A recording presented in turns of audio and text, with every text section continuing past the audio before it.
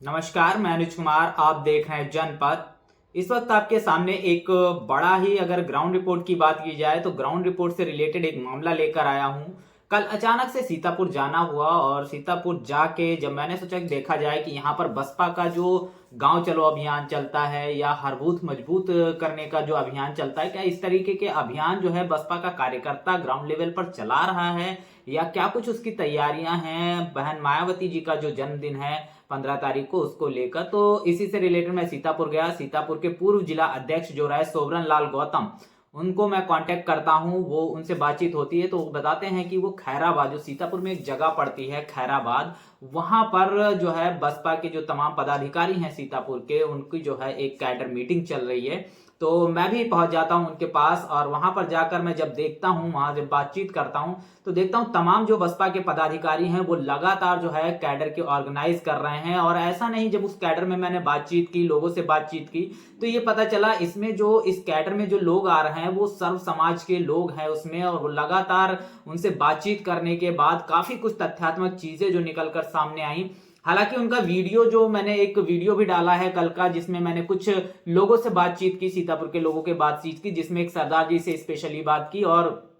उन्होंने तमाम चीजें जो है खुलासा किया और किस तरीके से बहुजन समाज पार्टी लगातार काम कर रही है और किस तरीके से वो अपने क्षेत्र में लोगों को जागरूक कर रहे हैं, ईवीएम को लेकर वो लोग क्या मानसिकता रखते हैं। तमाम जो है ये वीडियो पड़ी हुई है, जो कल की डेट की पड़ी है हमारे, उसमें सरदार जी की जो है वीडियो पड़ी हुई, वो आप देख सकते हैं। लेकिन जब पदाधिकारियों से बातचीत की, बातचीत करने से ये पता चला कि वो लोग जो वो कैडर कर रहे हैं उसमें वो बसपा सुप्रीमो को जो जन्मदिन है उसको लेकर वो तमाम तैयारियों के लिए लगातार जुट रहे हैं और तैयारियों को लेकर लगातार जो लोग थे वो उसमें जुटे थे और तमाम तैयारियां कर रहे थे। और आगामी जो चुनाव है, जो लोकसभा चुनाव होने वाला है, इसको लेकर भी जब बातचीत की तो उसमें मुख्यतः जो लोग आए हुए तो वो जो सीतापुर जिले के जो जिला अध्यक्ष हैं विकास राजवंशी, वो थे वहां पर, सुरेश राव थे, गंगाराम गौतम जो बात किया जाए लखनऊ मंडल के प्रभारी हैं, वो वहां पर गए हुए थे और बसपा सुप्रीमो के जन्मदिन को लेकर क्या तैयारियां हो रही है इसको लेकर बातचीत हो रही थी। और वहां पर मौजूद थे जो पूर्व जिला अध्यक्ष रहे, जिस तरीके से बात किया जाए, सोबरन लाल गौतम जी। और सोबरन लाल गौतम जी वहां पर मौजूद थे, जो मौजूदा अभी वहां के जिला प्रभारी हैं। सोबरन लाल गौतम जी से बातचीत हुई, तमाम पदाधिकारियों से बातचीत हुई। बातचीत में ये चीजें निकलकर सामने आई कि बहुजन समाज पार्टी का जो कार्यकर्ता है वो ग्राउंड लेवल पर लगातार जो है बड़ी मेहनत कर रहा है और मेहनत करते हुए वो कहीं ना कहीं कैटेगराइज जो है, और उनसे जो तमाम मुद्दों को लेकर बातचीत हुई। और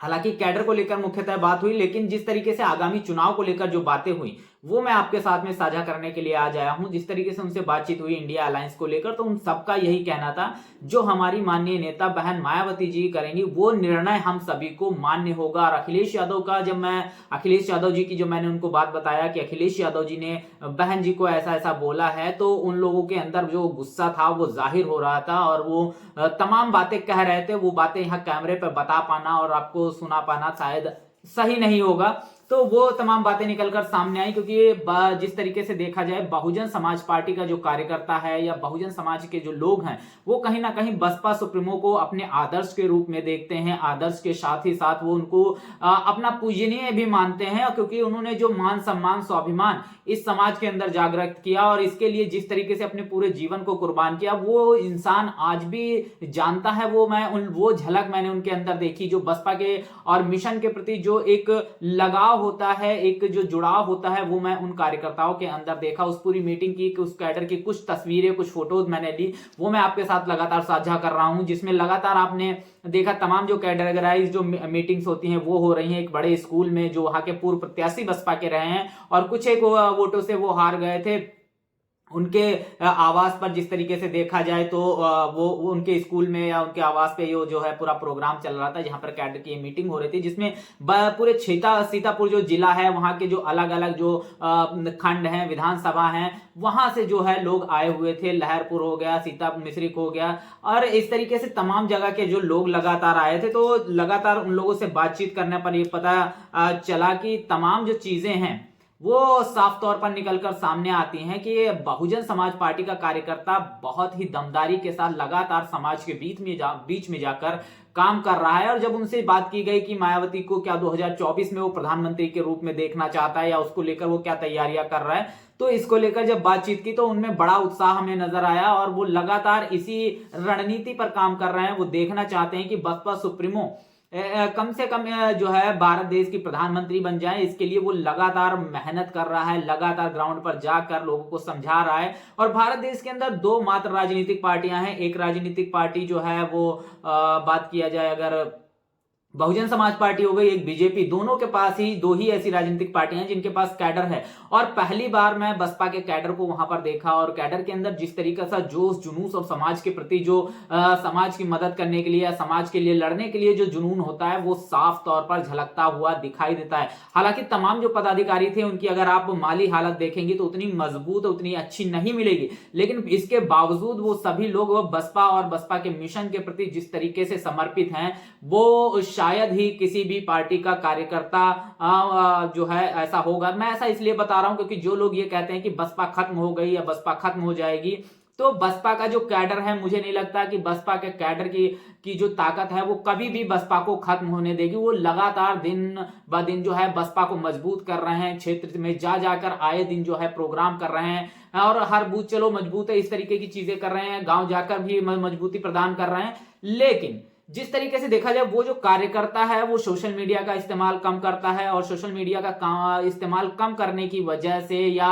उस तरीके की माली हालत ना होने की वजह से वो तमाम जो चीजें जो सोशल मीडिया पर पहुंचनी चाहिए, बसपा किस तरीके से लगातार तमाम चीजें कर रही है जिस तरीके से पहुंचनी चाहिए, वो शायद नहीं पहुंच पाती हैं। और यही बड़ी वजह है कि लोगों को लगता है कि बसपा काम कर नहीं रही है या बसपा बैठी हुई है। लेकिन जब मैं उस कैडर में, वो भी मैं अचानक से पहुंचा था, अपने पर्सनल काम से मैं गया था और अचानक से मैंने सोचा यहां आया हूं तो लोगों से बातचीत कर ली जाए।